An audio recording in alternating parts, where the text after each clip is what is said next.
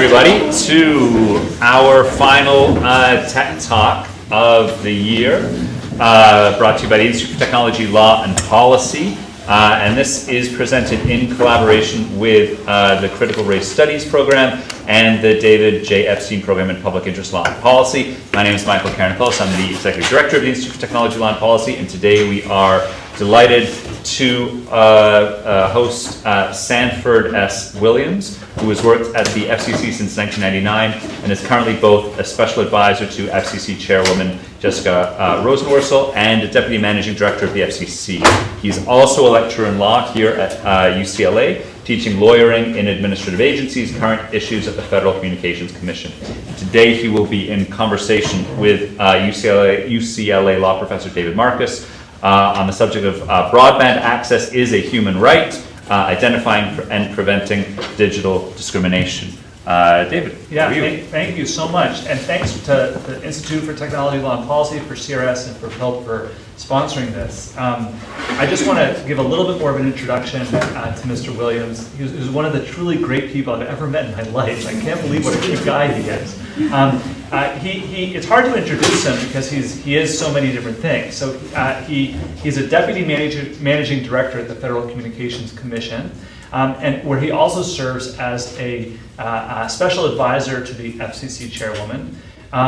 Mr. Williams relatively recently moved to Los Angeles from Virginia. There, before coming out here, he was on the Manassas City School Board and served as its chair. He was served in that position for several years. So he was doing his FCC work, and then he was running a school district. But that's not it. That's not all. He also helped manage a pediatric practice, a very successful pediatric practice. Again, just kind of in his off hours. Since moving out here, Mr. Williams has joined us as one of our lecturers and has taught this wildly successful class on lawyering and administrative agencies built in large part on his experience at the FCC. He's also become a highly valued mentor, not just for a number of UCLA students, but also some faculty. And then I should just say, as to emphasize, he's just truly a great guy. We're so lucky to have him involved with our life here at UCLA, and I hope that we can. This is just the first of many such conversations. We're here to talk about Mr. Williams' work at the FCC on broadband access as a human right, on digital discrimination. Mr. Williams is helping to run a task force to prevent digital discrimination that the FCC's chairwoman announced in February of 2022. My understanding is that this effort comes out of the Infrastructure Investment and Jobs Act that President Biden signed into law in November of 2021. So I just thought I would quote briefly the relevant parts of that statute because it seems like this is the sort of generative of the work that Mr. Williams is engaged in. Section 6506 of that act provides that the Commission should take steps to ensure that all people in the United States benefit from equal access to broadband internet access service.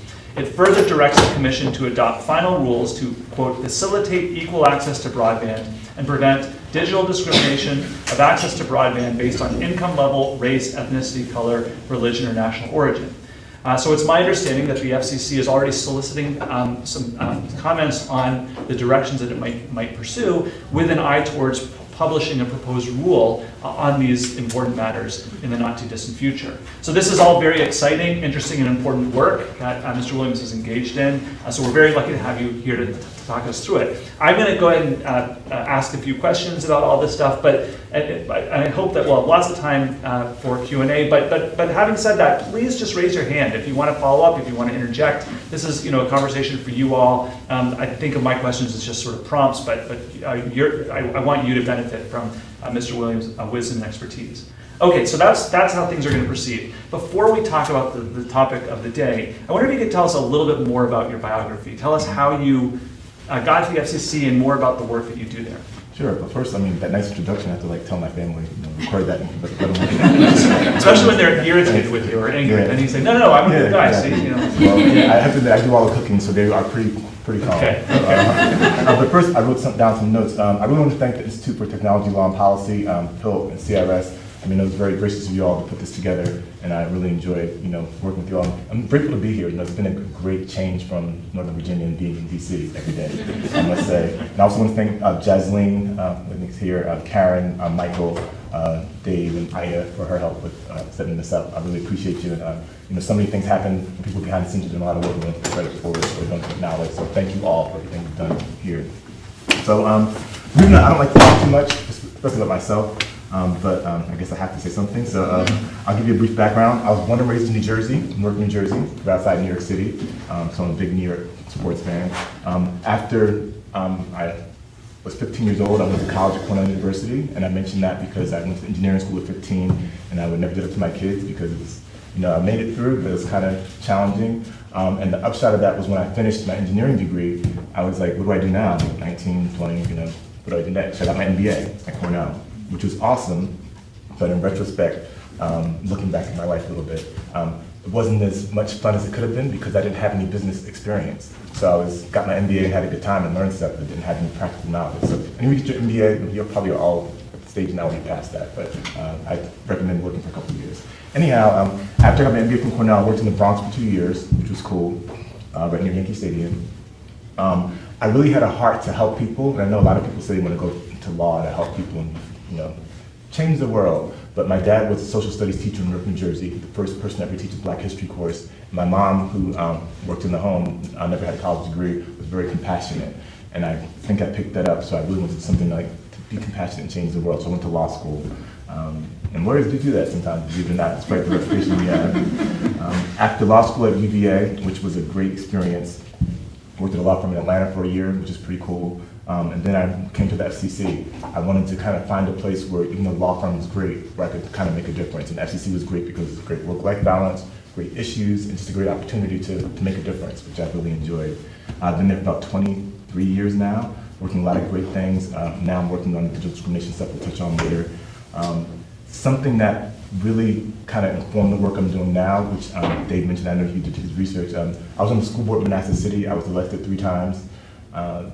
That was like the most challenging thing I've ever done in terms of the last 2 years of being on the school board, because politics is kind of challenging as it is. But the last couple of years, calls getting cursed out because why are you teaching our kids CRT? And like, CRT is? No, so, and I know a lot of folks here know about those issues, but that was like my part-time job, which turned into a full-time job. And you do that to help children, and I wasn't able to put my full energy towards that because there's so much nonsense going on. So that was challenging, but still very rewarding to make a difference. And I also worked running a pediatric practice and on a hospital board, which was very eye-opening during the pandemic because we saw, being in a hospital and working there, a lot of patients couldn't get to the hospital. What do you do? Telehealth became very important. You can't do telehealth without digital access. So that kind of dovetailed with what I'm doing now. So I've had a lot of experiences. Being here teaching has been awesome. I'll mention I was one of my students here, a couple of folks I know. It's been great. Glad to be here, and I'm ready to jump into it. Yeah, great. Okay, so tell us what digital discrimination is. Okay, so that's interesting. We have a proceeding now where we're trying to define it. The way I define it is digital discrimination is the lack of equal access to digital or broadband resources. Simply the lack of equal access to digital broadband resources. Why is that important? The title of the talk, which I kind of came up with after thinking about this for a lot, is that broadband is a human right. Everyone should have access to broadband. And then when I kind of came to that conclusion, and that was probably within the last month or so, I looked up on UN site what a human right was, and it says, and I'll read it really quickly, human rights include the rights to life, liberty, and freedom from slavery and torture, freedom of opinion and expression, the right to work and education, and everyone is entitled to these rights without discrimination. And I highlighted the right to work and education. As we found out during the pandemic, if you don't have access, you're toast, pretty much. So we need to make sure folks have access to that. And we need to make sure the broadband is affordable, available, and accessible. And right now, it just isn't to all Americans. And we're working to change that. So I'm doing some reading for this for today. There's quite, for someone like me who didn't know anything about this, it's quite shocking what's out there. I've seen analyses that indicate that the whiter and the wealthier the neighborhood, the better the broadband service, the better the internet speed. And so internet service providers, these analyses suggest, may sell worse plans to customers in poor neighborhoods and Black or Latino neighborhoods, worse plans at higher prices.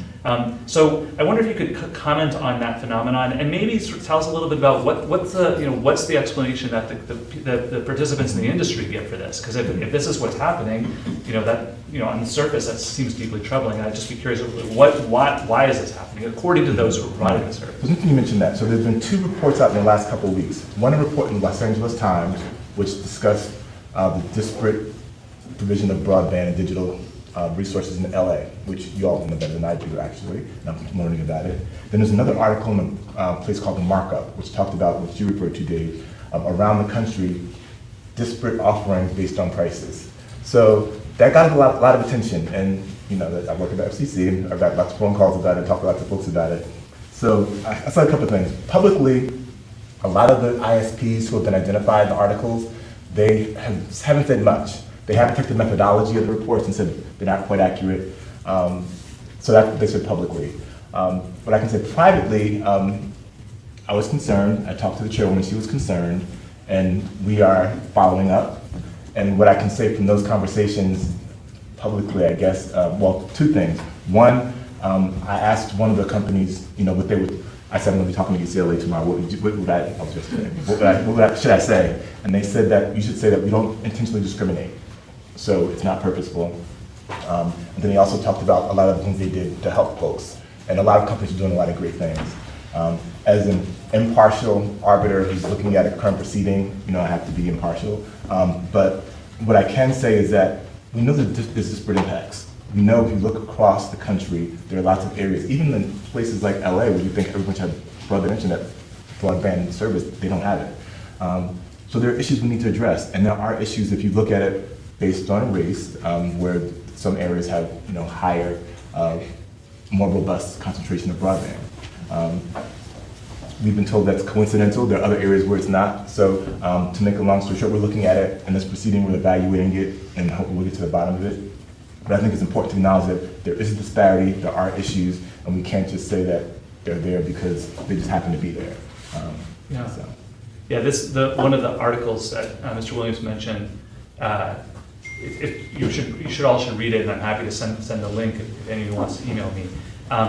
It's really extremely striking disparities in like internet speeds that are 1/5 as fast as in certain areas than others. It's really quite amazing. Is the idea that is the claim that the infrastructure is not built up in certain areas? Yes, I'd say in certain areas, and this is I think you're going to mention redlining later, but as a practical matter, there are areas where there was underinvestment. So there's underinvestment historically in certain areas, in schools.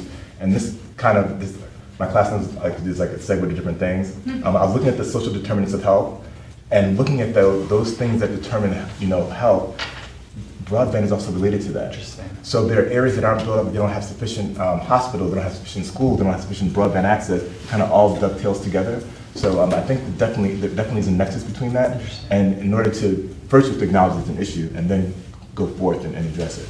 So that's really interesting, and I think that underscores the wisdom of thinking this from a sort of human rights perspective, right. That all these sort of determinants of sort of human flourishing kind of all are connected together. Right. That's really interesting.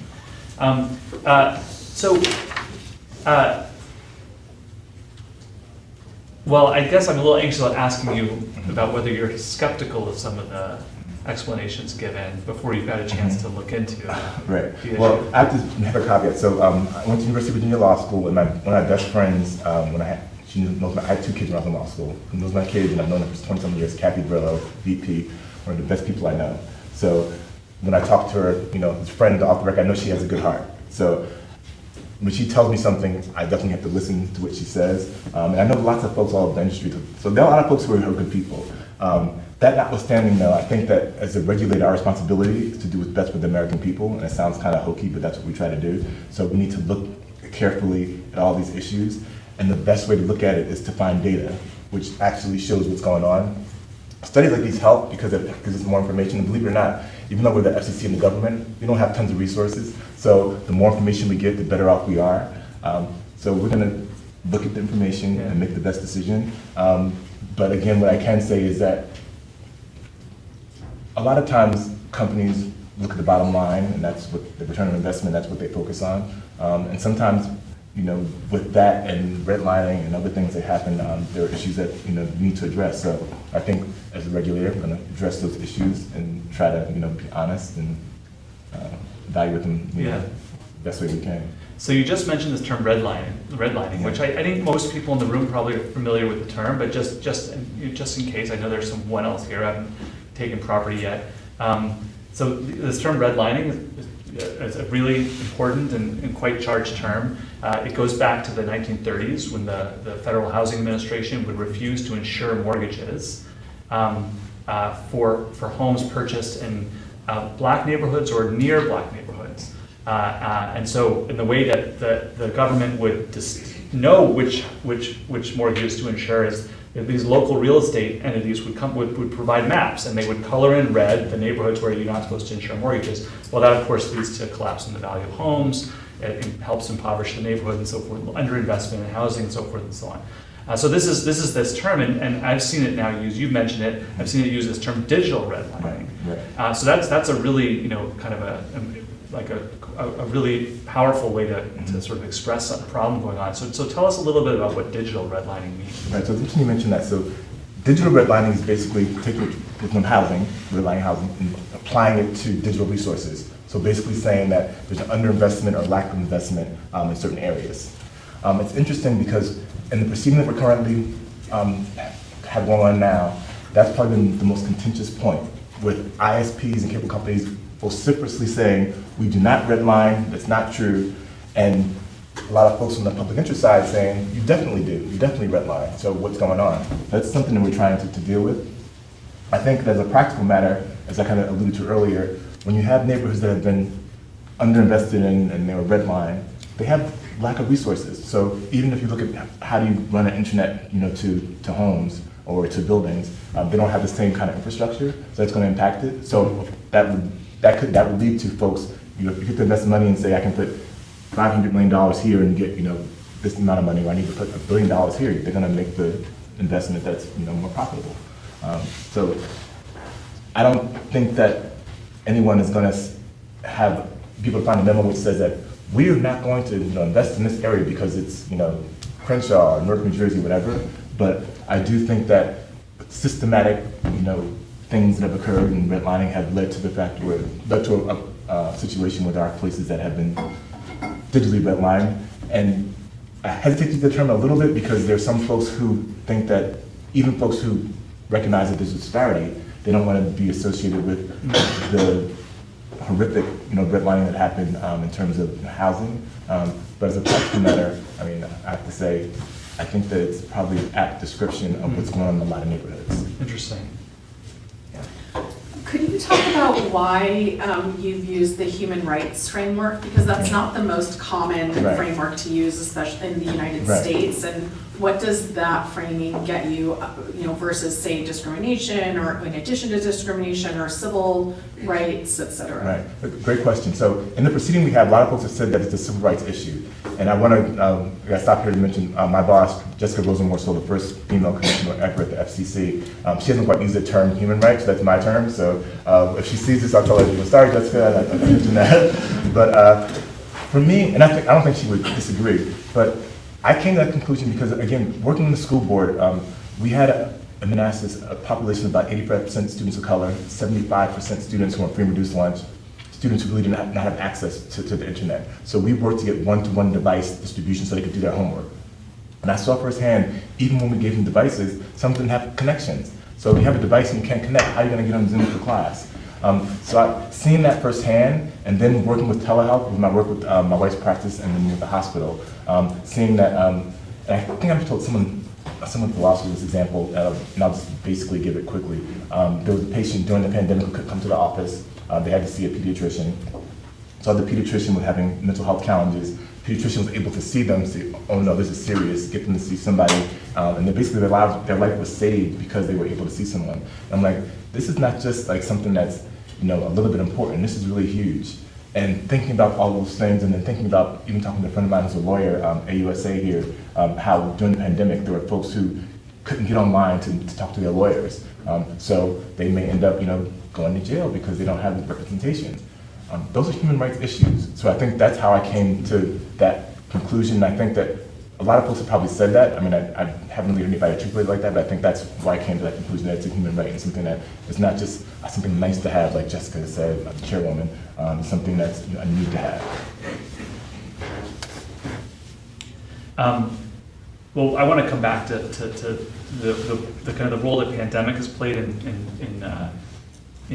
underscoring the sort of the need to frame this problem in the terms that you have. I think it makes it kind of apparent just how essential this access to this service is. But just to go back to the redlining framing, because it's really it's quite powerful.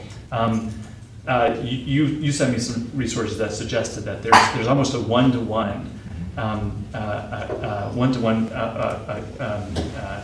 correlation between old red line maps from Kansas City or whatever. Here's Kansas City. Here's the old map from 1938, and here's the neighborhoods that are colored in red, and those neighborhoods that have woefully inadequate broadband access. Right. So it's so that at least at the minimum that suggests what you described as kind of this ongoing legacy of redlining manifesting itself as this disparate access.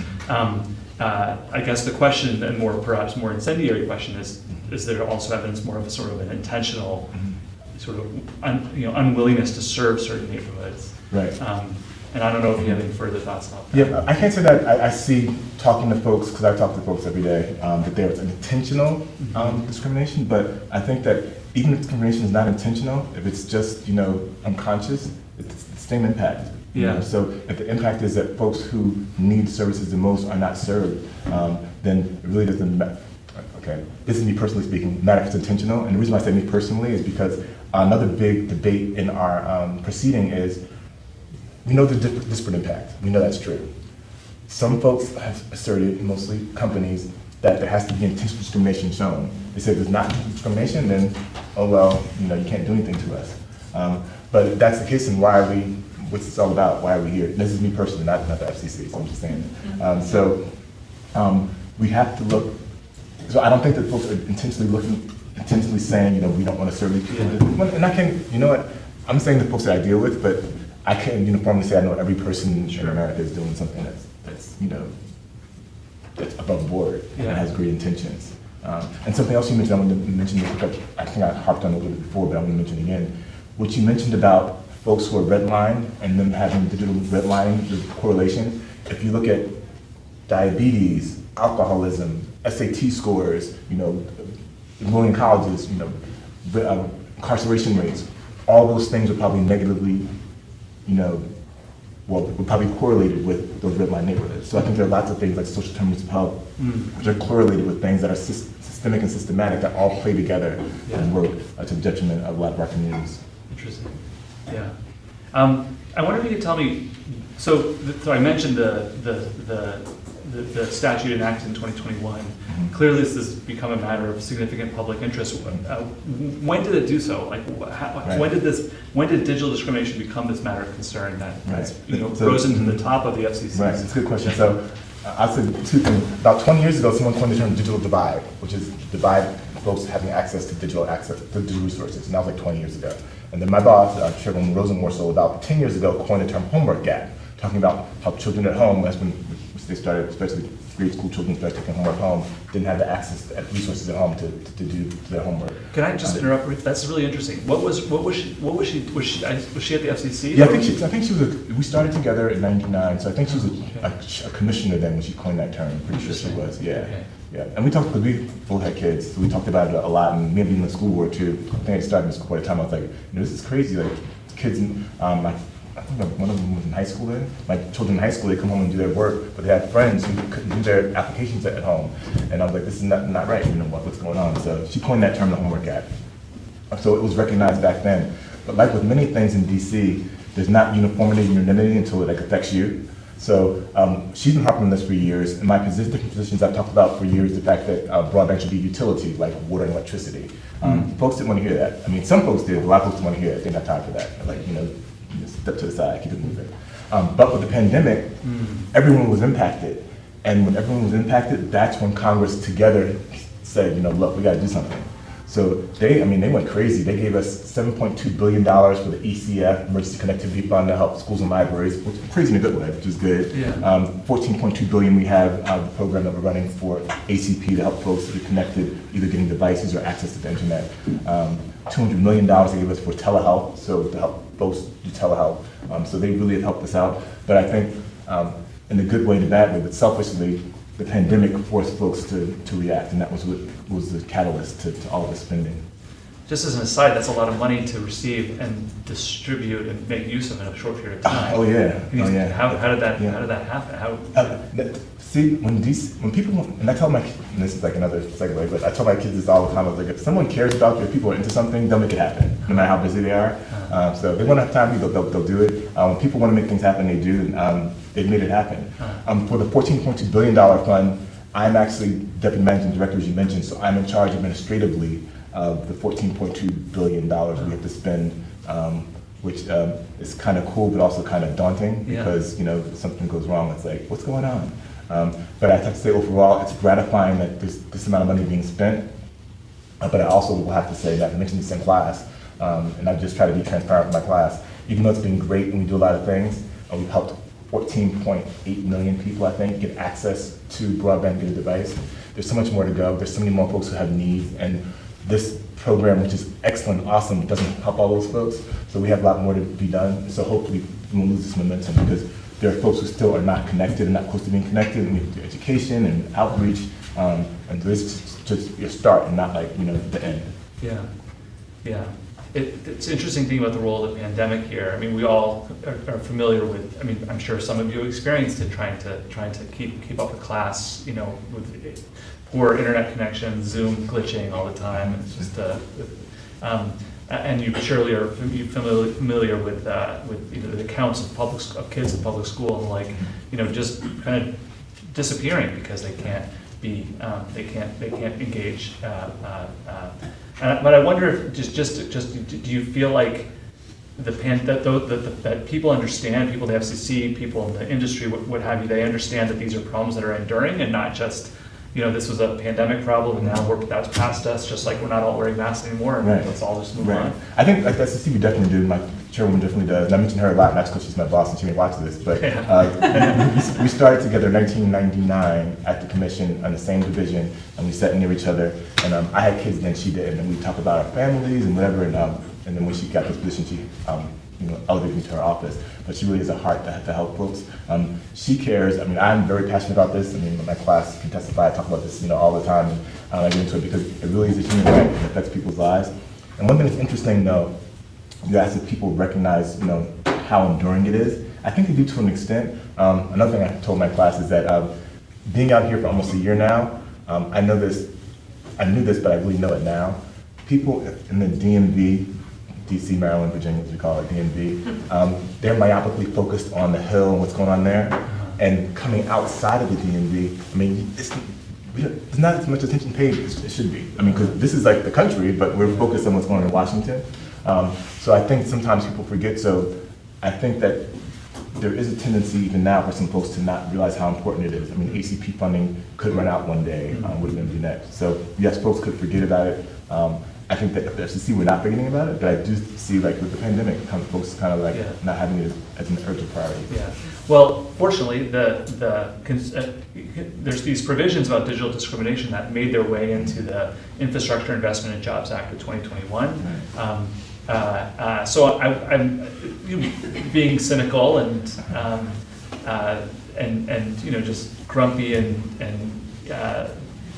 pessimistic all the time, which is my nature. I was a little surprised that the statute included provisions on digital discrimination, because it seems to me that the remedial steps necessary could be pretty, have a huge impact on these companies, AT&T and other ISPs, their bottom line.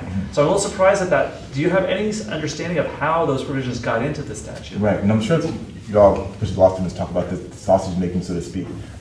One thing you'll find, and this is just another thing being real and transparent in DC,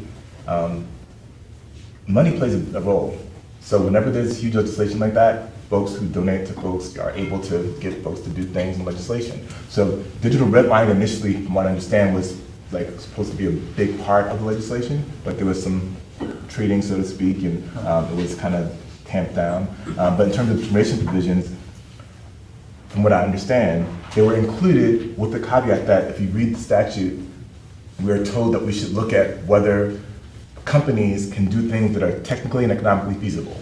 So there's a caveat that if we think, let's say, in Beverly Hills, AT&T, for example, is not doing enough, we could say AT&T do something. But if AT&T says, you know what, it's not technically and economically feasible like it says in the statute, then there's an out for that. So I think that language, from my perception, it's me talking again, not the FCC, my perception that language was kind of put in there to kind of like balance it a little bit from some folks' eyes. Interesting. So tell us then, what is the FCC doing about digital discrimination? So tell us a little about their current effort. We're doing a ton of stuff.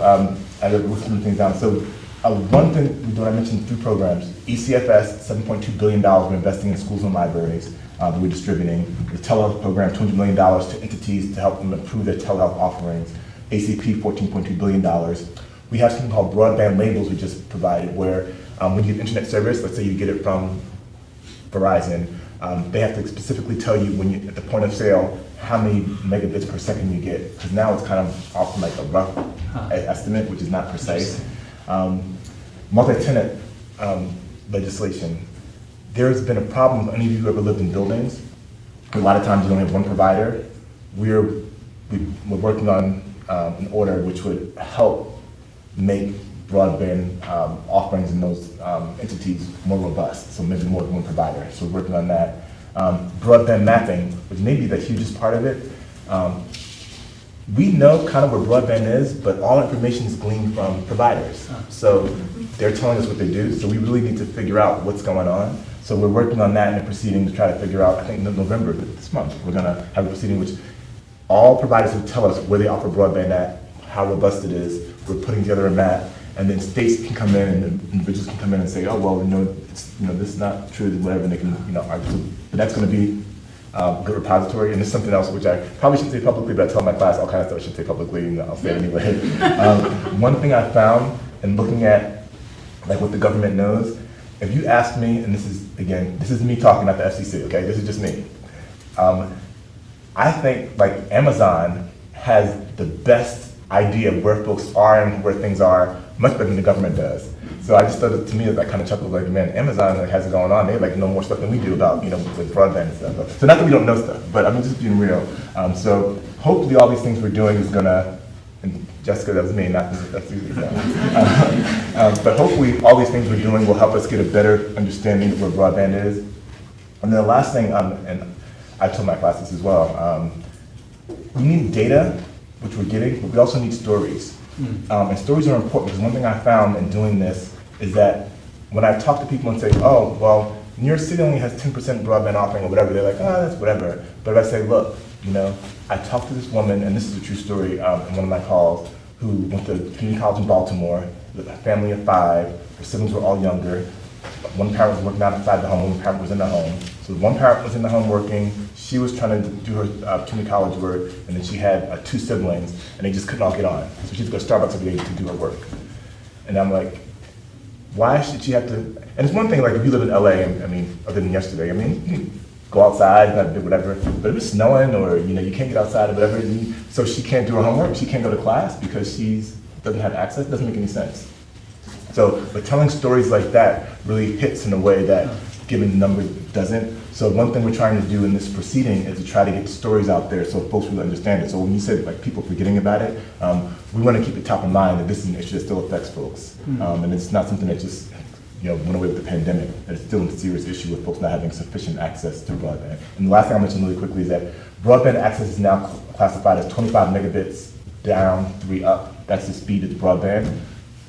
Okay, me again. That's ridiculous. This is too low. It's not high enough. It should be, at least from my perspective, not the FCC, my perspective, 125. And we're working on doing that as well. And that's important because when we say folks have access to broadband, a lot of times people will say, well, yeah, 80% of the country, or 90-something% actually, have access to broadband, but if it's not broadband that's robust enough, it's kind of like having, a key to a house and the key's half broken. If you can't get in, it doesn't do. Interesting. So you've mentioned a couple of this proceeding.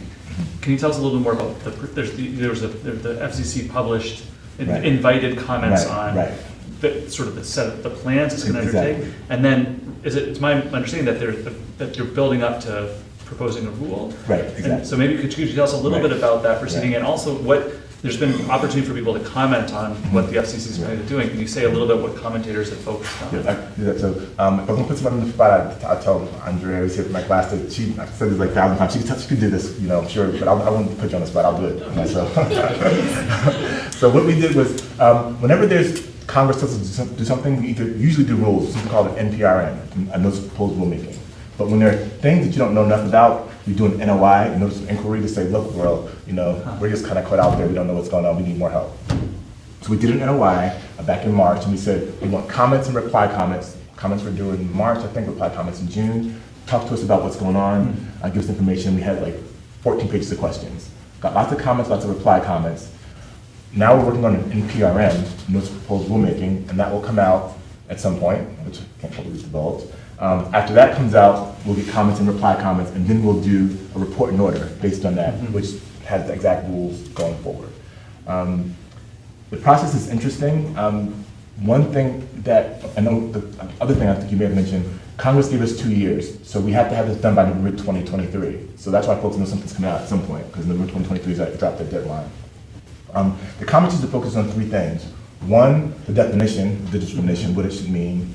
2, whether disparate impact is enough, or whether you have to show intentional discrimination. And like I've said, again, to my class, I mentioned a lot of times, but I'm like, you're not gonna find a memo saying, we don't wanna give people like Sanford, service. It's not gonna happen. So, but folks are saying if you don't have that kind of, letter, you can't, complain or do anything about it. So whether disparate impact is enough, or whether you have to intentional discrimination, that's another key thing that's been debated. Other thing that's been debated is whether it's framing it. So a lot of ISPs and companies have framed it as an issue of money. They said, look, it's all about money, and all we need to get more money, it'd be solved. Whereas other folks have said, no, it's not an issue of money, it's an issue of impact and an issue of how you do your business. So there's been a lot of back and forth on that. And then the last point is a technically and economically feasible point. Some folks have said that means ISPs, that that's like a get out of jail free card. If I say it's not technically feasible, then you can't do it. And the other folks have said, no, that's not true, because if that was the case, then why are we in the whole proceeding? Because you could say everything is not technically economically, especially economically, you could say my ROA is not good enough here, so I can't do it. So those are the biggest points of contention in that proceeding. Interesting. Have you sort of seen there's been this mobilization of industry to submit huge numbers of comments to try to, Yeah. Yeah, okay. But I mean, as a practical matter though, as fiduciaries and being responsible for Sure. their business, they have to do that. Something else that's happened with the pandemic though is that when folks come in, we used to be on the 8th floor, the commission, folks come to the 8th floor to see us. We usually get folks who have the resources to see us. And one thing about proceedings like this, which is why we're trying to get stories, is that the folks who are most affected aren't the folks who have money to hire lawyers to come Right. talk to me. So we are trying to affirmatively seek out folks to hear stories and hear what's going on in the communities, not just in the DMV, but around the country. And also in tribal lands, we've made a special effort to work with tribal nations, because the Broadband Access there is horrible. And I also mentioned while I'm talking, folks with disabilities. We've done a horrible job in this country of making sure folks with disabilities have access, and I think something like 25% of folks have some disabilities, adults. We haven't done a great job of doing that, so it's something else we're trying to address in the midst of all this as well. Yeah. So let me, one last question, and then we'll have 20 minutes, at least 20 minutes for you all to weigh in. If you had the power to make one change to address digital discrimination, what would it be? Interesting. I asked my class this as well, which is interesting, but I'm going to do one of the answers. If I had the power, I would say that it should be universal. So the same way, what does that mean? The same way if you go to, and those of you younger may not realize this, like with the phones on the wall, I don't have the phone on the wall here, but like it used to be like when I was looking at phones in the house, landlines. But every house had phones. Even now you have electricity, you have water service. If you get an apartment here or a house, you expect to have water, electricity. You should have water, electricity, and broadband. It should be universal service. So we should make it a universal service so that everyone has access to it, and it's just something else, that we do as part of what's normal, because we need it. Interesting. Wonderful. Okay.